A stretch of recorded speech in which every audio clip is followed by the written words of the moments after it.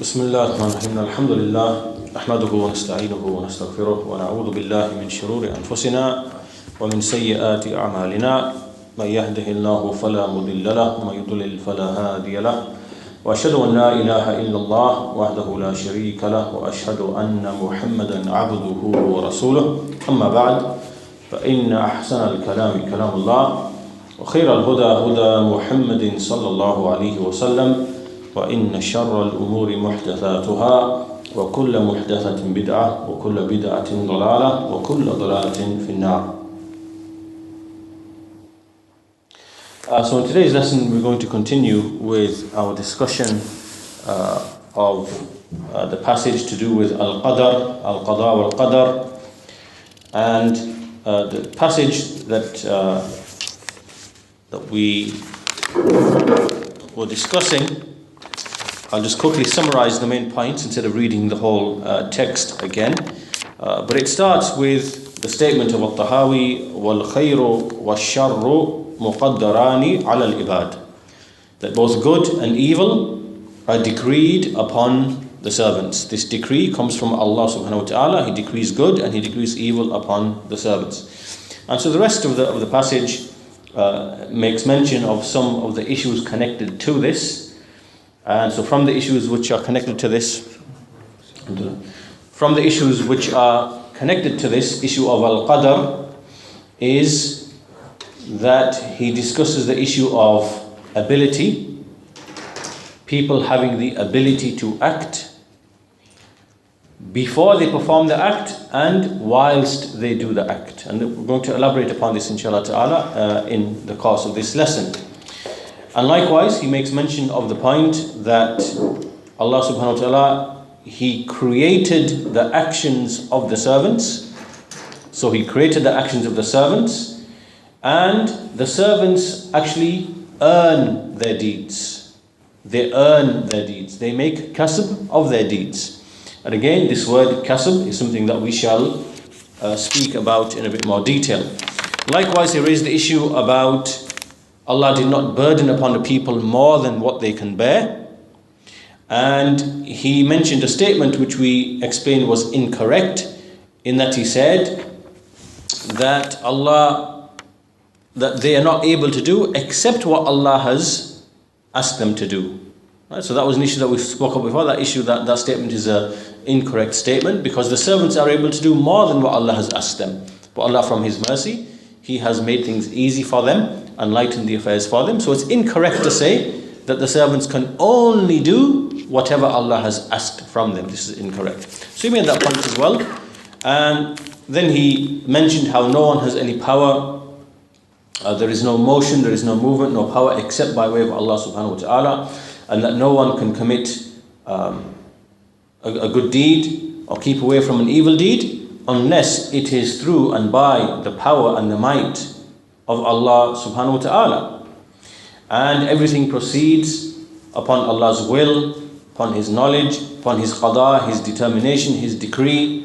His will overcomes every other will, and His Qada, His judgment, overcomes every other judgment. He does whatever He wishes, and He is never unjust in anything that He does. So this was the general gist of the passage, and we've discussed the passage in light of the statements of Sheikh Salih al-Fawzan, Sheikh al-Albani, Sheikh Zayd al-Madkhali. And so now we're going to go into a bit more detail into some of the issues. So I think by now we should have a good background of the basic issues that are contained within this passage.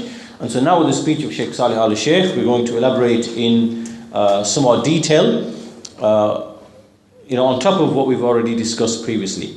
So the Shaykh begins by saying that in what we've read, in these passages that we've looked at from the Creed of Al-Tahawi, there is a discussion of the topic of belief, al-Iman, in the Qadar of Allah Azza wa Jal, both the good and the evil.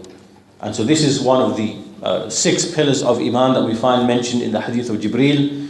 And so what this pillar entails is that good and evil, al-Khair wa Shar, they are decreed upon a servant. It comes from Allah. Everything comes from Allah. All of the affairs that come to a servant, whether they are good, whether they are evil, whether they are for his benefit, whether they are for his harm, whether it is guidance, whether it is misguidance, whether it is life, death, pleasure, harm, everything, all of that is decreed by Allah Azza wa Jal. And so therefore, any good which comes to him, any good which comes to a servant, it is from Allah Azza wa Jal. He made taqdeer of that, meaning that he determined it, decided and determined it to be like that. And he made tadbir. Tadbir means that after he decreed and determined that it's going to be like this, he then made tadbir. Tadbir is that he then arranged and organized and brought about that affair at the appointed time that he decreed it to be. So taqdeer is his determination, his decision, his determination to make something to be in a particular way. So for example, it could be that a servant, some good, some wealth or some good comes to him, and it's decreed for him, for it to come to him on a particular given time, in a particular location, of a particular amount. It could be wealth, it could be sustenance, it could be whatever it could be. And so this is taqdeer. Allah has already determined and decreed that 50,000 years before he created the creation. And then Allah subhanahu wa ta'ala, he makes tadbir.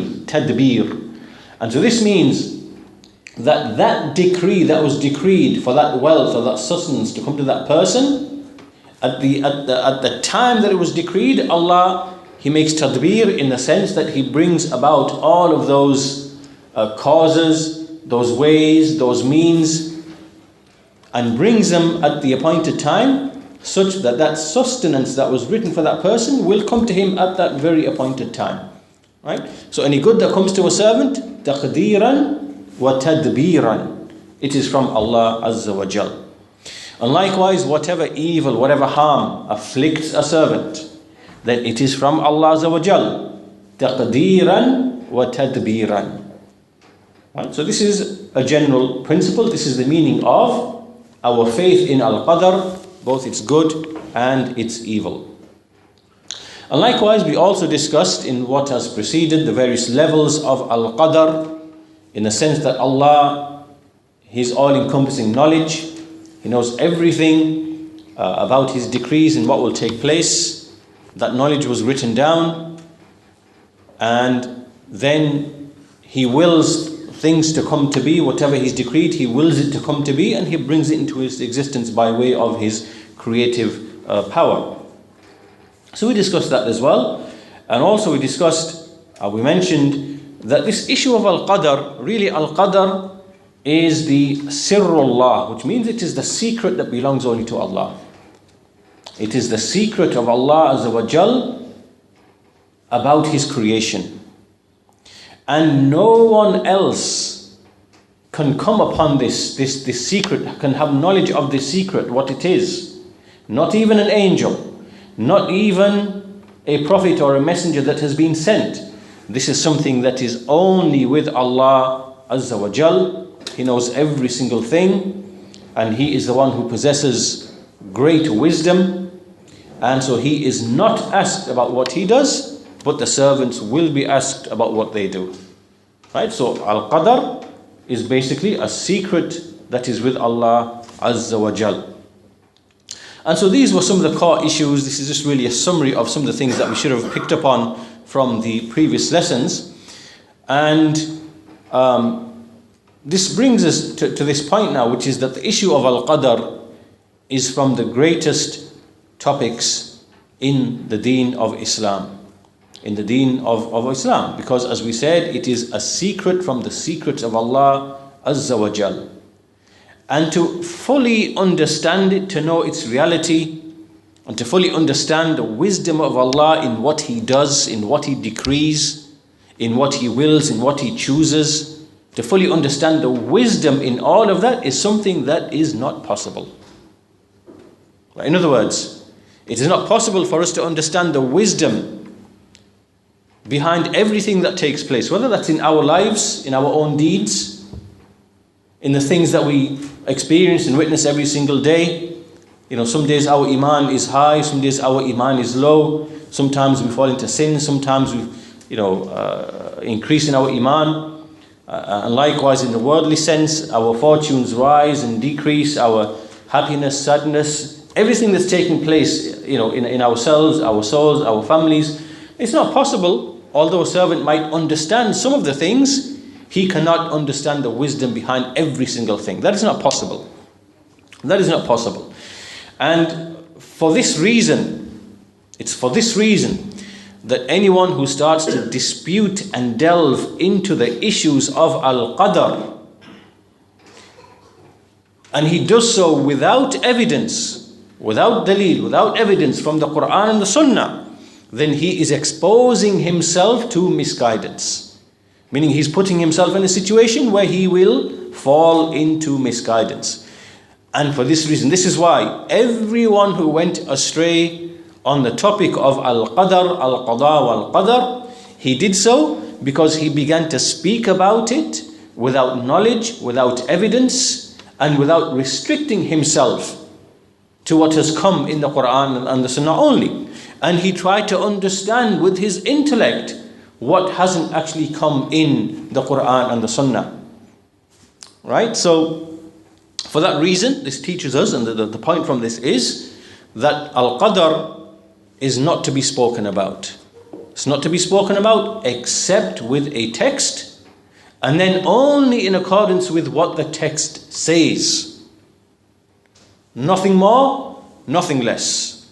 Nothing more, nothing less. Why? Because Al-Qadar, this issue of Al-Qadar, as we said, is an affair of the unseen. Al-Qada wal-Qadar is an affair of the unseen. A servant is not able to dispute and delve into the affairs of the unseen without evidence. Without evidence. And without evidence, if a person speaks, he is just like a person who is stumbling in the dark. Complete darkness, no light, no nothing. And he's speaking. Right? This is the example of the person who delves into Al-Qadar without dalil, without evidence. And so we see that historically then, and of course this is why the issue of Al-Qadar is so important, because historically we see that many of those who opposed the belief of the Quran and the Sunnah, belief of Ahlul Sunnah on the issue of Al-Qadar, we see they did so because of this very one reason. They began to dispute and delve and speak without evidence and use their reason in matters in which there's no place for reason. This is why we see Imam al-Tahawi in this treatise, we see that there are 2 or 3 places in which he gives attention to this topic. At the beginning or towards the early part of the book, we already discussed the issues of Al-Qadar. Now he's come back to them again in this section and deals with specific aspects of it. And likewise, right at the very end of the treatise, he will mention some of the sects who went astray in Al-Qadar as well. So we see that there are at least a few places, and this is from the angle that he's looking at the opposers, the Qadariya, the Jabariya, the various groups amongst them, how they went astray, the issues on which they went astray. Looking at them, then he's included these sentences and he's seen it fit to discuss these issues in numerous parts of his book. For that reason, this part here is actually quite a lengthy passage.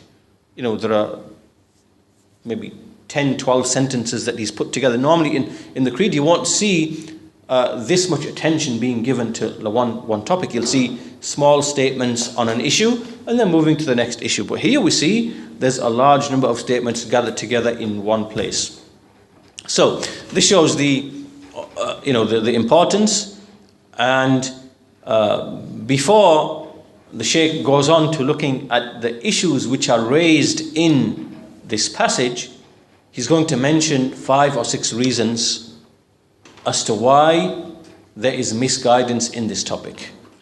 What are the reasons? Why did people in the past, and why do people continue to make a mistake in the topic of Al-Qadar and go astray?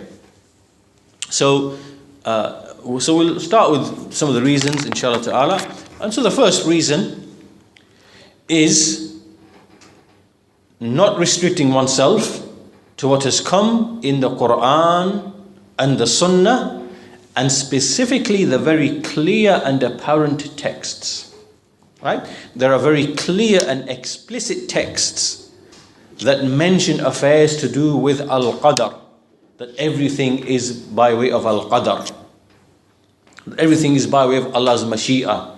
Everything is with Allah's knowledge. Right? There are certain texts where they are muhkamat. Muhkamat meaning they are very explicit texts whose meaning is not ambiguous. If you to read the meaning of the text, it is very clear and unambiguous. You cannot dispute about the meaning of that text. Right? So, a person abandons these types of texts in the Quran and the Sunnah, and he goes instead to vague, generalized texts. So he uses those texts to be the foundation, and then he leaves the clear, explicit texts. Right, so this is the first cause of misguidance in the topic of Al-Qadr. In fact, this principle is not restricted only to the topic of Al-Qadr. This is general to everything. On the topic of Allah's names and attributes. On the topic of Al-Iman, faith. When, is faith negated? When is faith not negated? To do with the Khawarij and the Murji'ah. Likewise, we find that in every topic this principle applies, that you abandon the clear-cut explicit texts which are very clear and apparent in their meaning, which should be made the asal, the foundation. You leave them, then you go to the ambiguous, vague, generalized text, and you make them the foundation. And the reason for this, of course, is that whereas you cannot twist the clear, unambiguous verses and insert a meaning that you've invented to the clear text, you can do it with the general texts. And this is the way of all of the innovators. They will go to the general texts, general statements, and they will impose upon them a meaning that they desire to impose. And so they will leave the muhkamat, the unambiguous clear text, and they will go towards the mutashabihat. Mutashabihat, the ambiguous vague text. So this is the first reason, and obviously we know that it is wajib for the servant to take the muhkam, the clear, explicit, non-ambiguous verses, and he should make them to be the foundation, and any of the verses that come, which are general, whose meaning is vague, he understands them, he takes them back to the unambiguous verses, and to make sure that he understands them in the correct way. And so for that reason, in the time of the Sahaba radiallahu anhum, we see that there was an incident which is reported in the Sahihs of Muslim, Bukhari, that he came out one day and the Sahaba were disputing about Al-Qadar. They were disputing about Al-Qadar. And each one was using an ayah, was using a verse from the Quran. And so when the Messenger of Allah, when he came out, his face was as red as a pomegranate because of, he became angry and at what was being done. Why? Because they were speaking about the Quran and using ayat of the Quran to clash with each other. And so obviously he reprimanded them and put an end to this. And from this we understand that the servant, he has to submit to the clear-cut, unambiguous verses and the principles which are derived from those clear verses. Because the clear verses, they teach us certain principles, sound general principles. And then any other text that we come across, that we find, then we have to return that back to those clear principles which are found from those clear verses. And so this means that any tafsir, any explanation of these verses to do with Al-Qadr that were not known to the Sahaba, then it is falsehood. It is falsehood and it is misguidance. Right? So this is the first principle which if a person opposes, he will fall into misguidance. It is the first reason why a person falls into misguidance. And in fact, as we said, this is a general principle. Every single group, every single party, every single faction, every single individual who goes astray in the past or the present, you will find that more than likely he has fallen foul of this principle. Right? He will use ambiguous verses. Or even when it comes to the statements of the Sahaba, he will go to those statements of the Sahaba and use the generalized statements of those Sahaba rather than go to the clear-cut, explicit statements. Like, for example, we see, we see many people doing this when they want to invent principles, and even with the statements of the scholars, the contemporary scholars. Someone will go and find the generalized statements of the scholars. For example, they will go to the statements of Shaykh Ibn Uthaymeen and find that he has general statements of praise for the Ikhwan or Tabligh or whatever else. And then we find that he has other clear-cut statements in which he speaks against them and warns against them, which are established from him by reliable witnesses, which are recorded. And they will do the same with Shaykh bin Baz, they will do the same with Shaykh al-Albani. Right? So they will abandon the muhkam, clear, obviously there's a difference between the speech of Allah and the speech of the Messenger and the speech of the scholars. They're not in the same category. In the speech of Allah and the speech of the scholars, in the speech of Allah and the speech of the Messenger, there can be no contradiction. Right? It is all coherent. And so we have certain principles that allow us to understand the statements of Allah and His Messenger. But when we speak of the scholars, obviously the statements of the scholars don't have the same status and they don't have the same standing as the speech of Allah and His Messenger. But nevertheless, a similar principle applies in that sometimes someone can go to a general, vague, ambiguous statement of a scholar and run with it and leave and abandon the very clear-cut, explicit statements of the same scholars. And so, as I said, there are examples that we gave to do with that, to do with the jama'at. And so one of the very clear examples from Shaykh al-Albani, rahimahullah ta'ala, is that they will take many of his statements to do with boycotting, for example, and that speak about boycotting, and then they will leave the very clear-cut statements in which he says that boycotting is a necessity after the other avenues have been traversed. So meaning, it's a last resort. Not that it should never ever be used, but it is a last resort.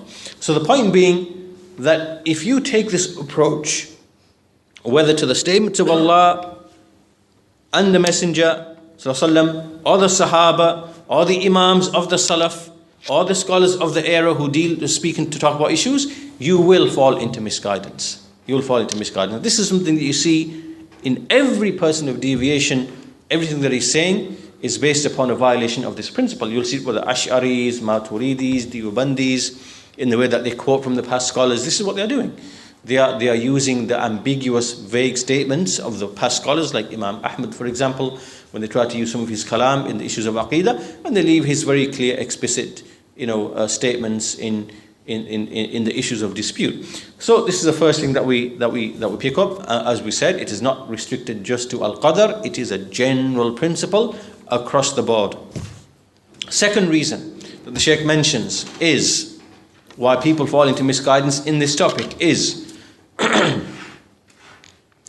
that the servants of Allah do not really know the wisdom of Allah Azza wa Jal in every single thing.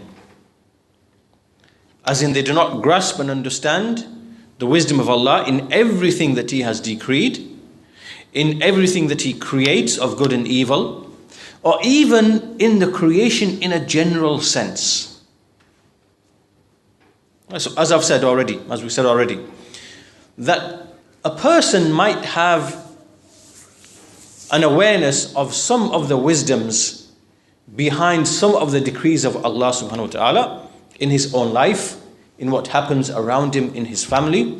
And likewise in the worldly things, obviously we see there are certain wisdoms in certain things. We see the wisdom in many of the phenomena that Allah has mentioned in the Quran, the wisdom of the sun. What are some of the wisdoms behind the sun? We can know them by observation, analysis, research. The wisdom in the moon. Sometimes we are told some of them in the Quran and the Sunnah, for the reckoning of time. The winds, what they are sent for. The stars, what they are there for. Right? Some of the wisdoms we are told. And so likewise to every other thing in the worldly sense in Allah's creation, there are wisdoms that we can know by way of research, investigation. But for the large part, the wisdoms of Allah in a general sense, it is not possible for the servants to grasp them all, to know them all, to understand them all, and especially when it comes to the decrees of Allah Azza wa Jal, the things that take place, the actions that take place, the events that take place, The things which are decreed upon people. Why is this one guided? Why is that one misguided? Why is this one sad? Why is that one happy? Why is this one wretched? Why is this one pleased?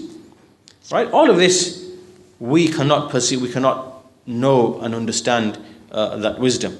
Now, when this is the case, there are some people who try to understand what they think to be the wisdom of Allah. They try to speak and delve into the affairs which are taking place in their own souls, in their lives, in their families, in the situations around them, or in the world. They're trying to delve and speak about these issues, and with their opinion. And this is, a reason of their misguidance, because it is known that the wisdoms of Allah Azza wa Jal, there are those wisdoms which are clearly indicated in the Quran and the Sunnah, and there are those which are not known at all, and in fact which are impossible to know. And so for this reason, when a person is ignorant of what is the wisdom of Allah in this, then he has to make taslim, he merely submits, and he's not to make any i'tirad, any objection, observation, criticism, and so on and so forth, because this really is the foundation of misguidance in this topic. A person tries to explain the wisdom of Allah when he doesn't know what the wisdom of Allah is. Right? He starts speculating, starts giving his opinion, starts thinking of things from his own mind, and then he delves into them. And this really is the foundation of all of the misguidance. As Shaykh al-Islam Ibn Taymiyyah, he's got a book called At-Ta'iyyah. It's a poem. It's called At-Ta'iyyah because it finishes with the letter Ta at the end of every verse. And so here he's got the statement where he says, وَأَصْلُ ضَلَالِ الْخَلْقِ مِنْ كُلِّ فِرْقَةٍ هُوَ الْخَوْضُ فِي فِعْلِ الْإِلَهِ بِعِلَّةٍ فإنهم لم يفهموا حكمة له فصاروا على نوع من الجاهلية. Which means the foundation of the misguidance of the whole of creation from every sect is when they start to disputing in the actions of Allah and trying to find reasons for them. Right? For indeed they did not understand the wisdom for his actions, and so therefore they became ignorant upon a type of jahiliyyah. So meaning that the foundation of misguidance is when a person starts saying, oh, Allah did this because of this. Right? They are ignorant of what the reason is. They don't know. And then they start disputing, thinking, oh, well, Allah did this because of this, and Allah did that because of this. This was the wisdom, and that's the wisdom, that's the wisdom. And he's doing this based upon his opinion, not upon what is in the Quran and the Sunnah. So the wisdom of Allah Azza wa Jal in His Qadar, in His decrees, in what He does, this is largely or mostly unknown to the creation. And an example is given here of an illustration of this is when we reflect upon the story in Surah Al-Kahf, 18th surah, with the story of Musa and Khidr. Musa alayhi salam and Khidr. And Khidr was doing certain things that he had been commanded by Allah Azza wa Jal, and he was doing those things because there was a wisdom behind those actions which he did. He destroyed a ship, he killed a child, he rebuilt the wall, certain things that were done, and Musa alayhi salam did not understand, or he wasn't given knowledge of the end wisdoms behind those deeds, and he was not able to show patience upon the he was not able to show patience, so therefore that knowledge did not come to him in that respect.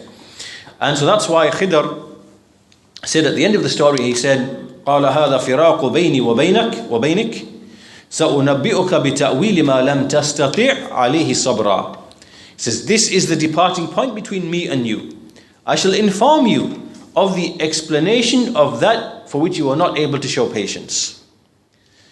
And so the point being here in connection to our point is that Sometimes we as servants do not know the wisdom of Allah in most of what He does, what He decrees, and it is not permissible for us to dispute and delve into that with our opinion.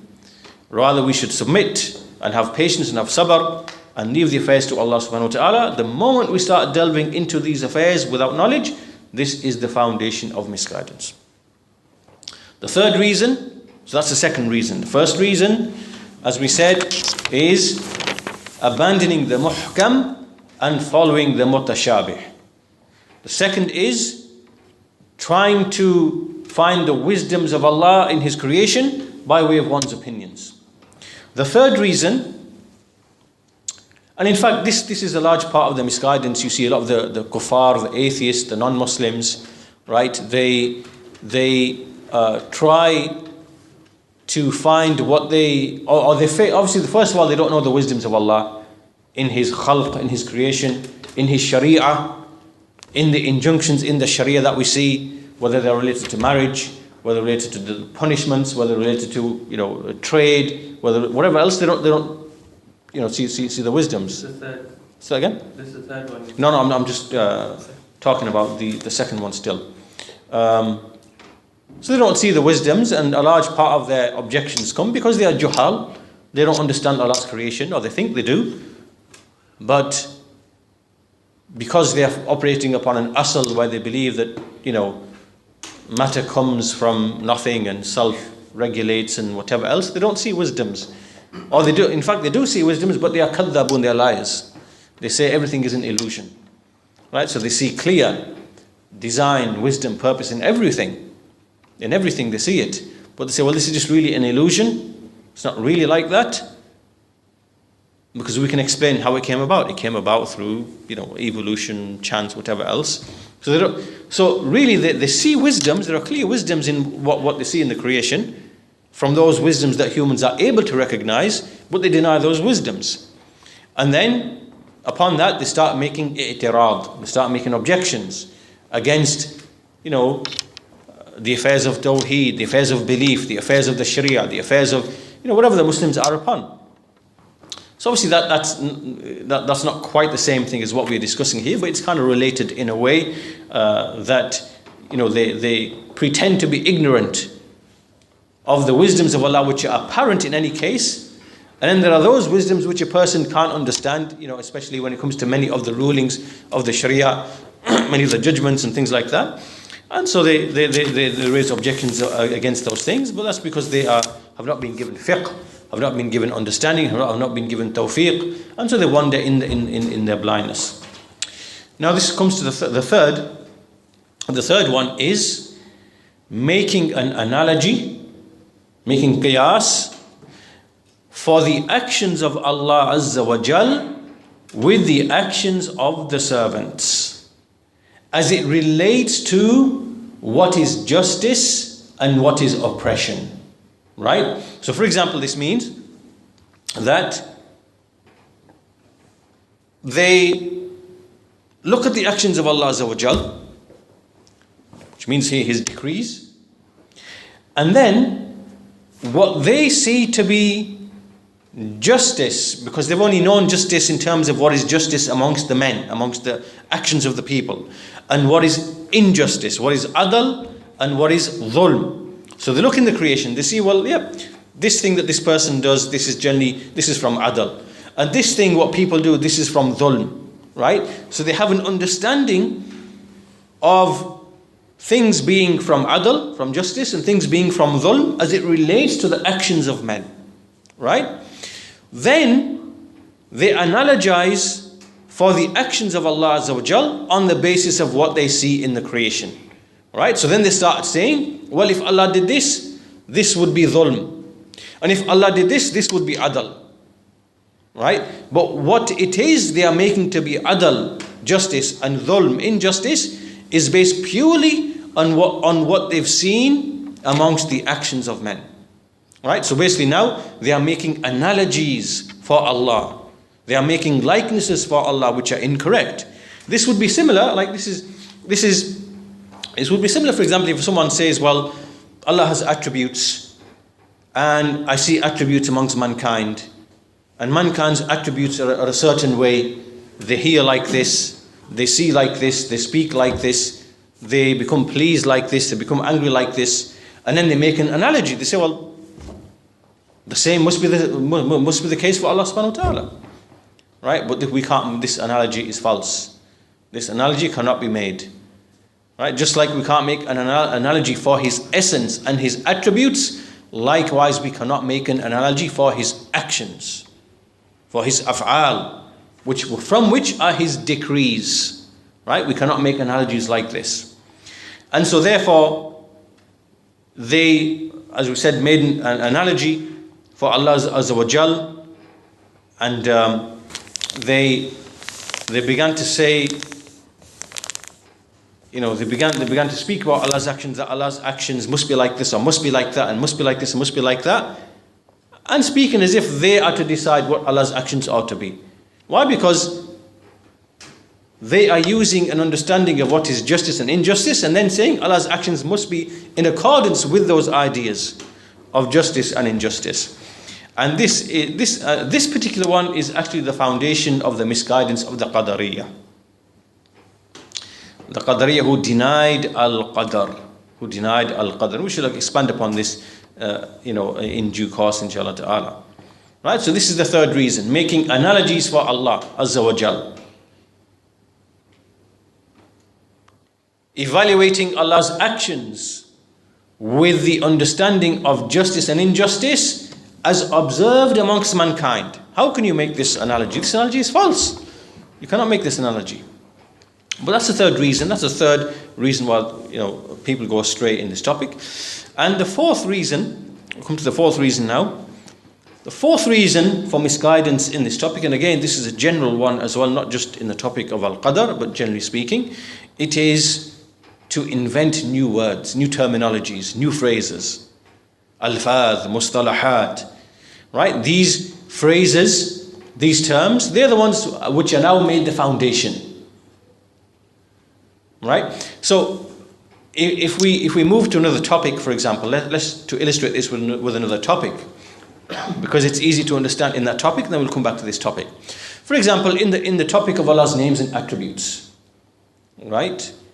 The Jahmiyyah, when they came about in the 2nd century, they began to use philosophical terms like, for example, jism. Jism means body. Jism means body. Jawhar means a substance. Arad means an attribute which is not permanent. Right? Makan, place. Hayyiz, occupying a space. Jiha, direction. Right? All of these are philosophical terms. These are philosophical terms that came from the Greeks when they start speaking about, the creation and things and matter and attributes, and all of these are philosophical terms. So, these are unknown to the Sahaba. So they brought these terms, and then they began to interpret the texts in light of these innovated terms. These terms had meanings behind them, and then they tried to impose these meanings into some of the verses. Right? So this is an example where you bring foreign, alien terminology, and then you start putting meanings behind those phrases which are incorrect. Then you start speaking of the whole topic on the basis of those words.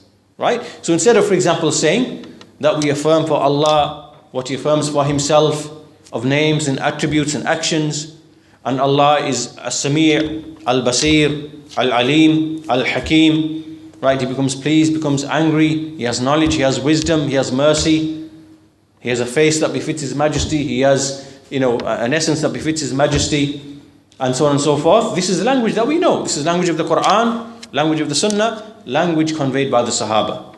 But then you have another group coming along saying, well, and you see their books are filled with this type of language and rhetoric. Allah is not a jism. Allah is opposed to all, Allah does not have any hawadith, events. Allah is not in a place. Allah is not in a location. Allah is not in a direction. Allah does not occupy space. Allah is not a body. Where does this language come from? Where does all these terms come from? Innovated. So in a similar way, in numerous fields, you see the same thing taking place.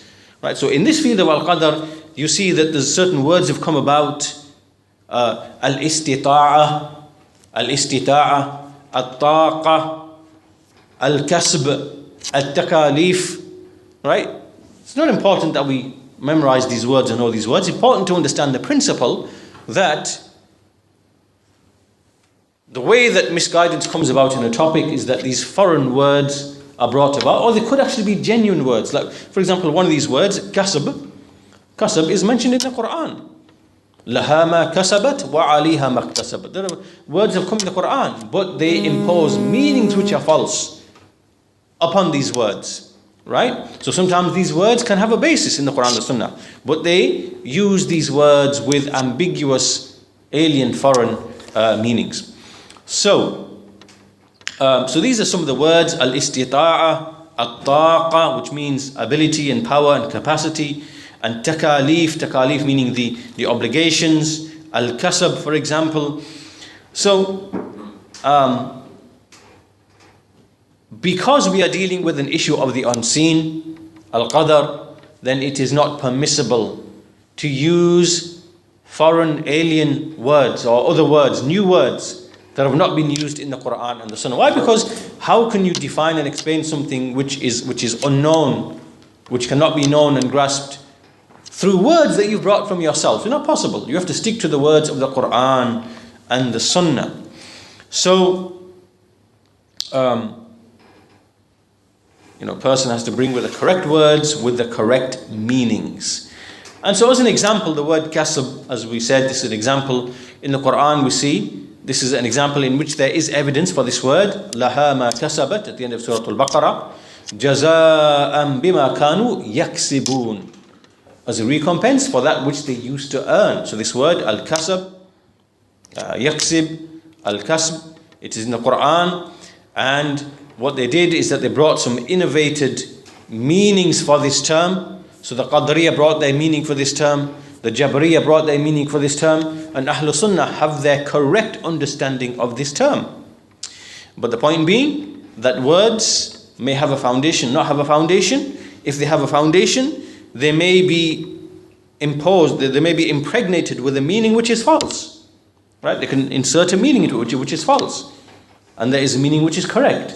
So we have to be alert and aware of these kind of issues in the issues of Aqidah in general, but in the issue of Qadar, which we are discussing in particular here.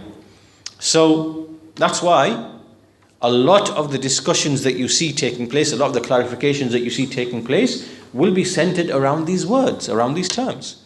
Well, what is the meaning of al-istita'a? What is the meaning of at-taqa? What is the meaning of al-kasab? Right? A lot of the clarifications will be centered around the correct meanings for these words. So basically, the Quran and the Sunnah is a hujjah, is an evidence against everyone who brings terminology that he's brought from his own reason. Right? We follow the Quran and the Sunnah, we follow the naqal, we follow the evidence, and we do not resort to reason, rationale when it comes to using the terms that we use to speak about these issues. So that's the fourth reason, inventing new statement, new phrases, new terminology, or using terms which have a basis but imposing false meanings upon them. Now the fifth reason why people go astray in the topic of Al-Qadar, which cause difference, is, and in fact this one is unique to the topic of Al-Qadar, this specific one here, is they say that, this needs some elaboration, it needs some explanation. Basically, is what they are saying that Allah Azza wa Jal has to be equal to all of the servants. Right? So basically, now this is connected to the other thing where they're saying they're trying to judge what is justice and injustice that they see amongst men, and then trying to apply it to Allah Azza wa Jal. Right? So what they're saying here in this is they're saying that to be equal to all of the servants is something that Allah is obligated to do. Right? That the servants are equal, should be equal in every single request. Right? That whatever Allah does with respect to His creatures, His creation, right? Allah, all the creation are equal. Let's put this in a slightly different way. What they are saying is they're trying to make something an obligation upon Allah in His actions. Right? That, for example, if you are going to behave with this servant in this way, you have to behave with all of the servants in that way as well. You get it, yeah? For example, Allah might decrease some wealth upon this person. Allah might give some opportunities to this person. Right? Now Allah has to be equal to all of the servants. Right? So this is how they are judging. That all of the servants are equal as it relates to Allah. They deserve equal behavior. Right? So it is as if they are imposing upon Allah what should be wajib upon Him. And this they have no right to do. Who are you to be imposing this upon Allah and stating that this is how Allah should behave with His servants? So who are you to be imposing this? Right? But this is one of their principles, and they made the judgment upon the actions of Allah that this would be just for Allah, this would be unjust for Allah, and so therefore this is what is wajib upon Allah to do. Right? This is what they are basically saying. This is what this principle is saying. That they are basically deciding or saying that this is what is wajib upon Allah Azza wa Jal. And so they are saying that it's wajib upon Allah to treat all the people equal in terms of what He gives them, in how He behaves with them. And so if He's going to give this one success in guidance, He should give that one success in guidance. Why is that one now being abandoned? Why is this separation between the servants? This is injustice. Right? So this is the general way of thinking. Right? They are imposing upon Allah what they think to be justice. And part and parcel of this is that they want Allah to treat every single servant to be the same. But this is not this. Allah Azza wa Jal does whatever He pleases. If Allah wants to guide this one, He will guide this one. If Allah wants to misguide this one, He will misguide this one. No one can ask as to what He does. And Allah knows the wisdom. Allah has a wisdom. Allah says there's a wisdom behind this, what Allah does. When He guides, misguides, gives life, takes life, harms, benefits, whatever else. This is with knowledge of this is with Allah. But you can't come along and say now, well, if this one receives this, then everyone should receive that. And if this one is given these opportunities, everyone should receive the same. You have no right to start making these judgments and start saying what is wajib, what is not wajib. You have no right to do that. And so, but again, you see from this principle, if you really grasp this principle, you will see where the misguidance is emanating from. When you put all of these 4 and 5 things together, you see the misguidance, why and how it emanates from these people. And so this is why they were led to say that Allah does not create the actions of the servants. Right? Allah has to be just to everybody. Allah has to be equal to everybody. So it can't be Allah who is decreeing these. It can't be Allah who is creating these actions. Because this would be unjust for Allah. Because what is wajib upon Allah is that if such person is guided, that one should be guided as well. If this one is given wealth, that one should be given wealth as well. Right? They want everything to be equal, but because everything is not equal, because this one is guided, that one is misguided, this one is in poverty, this one is in riches, this one is healthy, that one is sick, that one has a short life, that one has a long life. Right? All of this variation. You see, well, obviously, Allah can't be doing this, because what is wajib upon Allah is to be equal to everybody. Right? So clearly the servants are acting upon their own accord.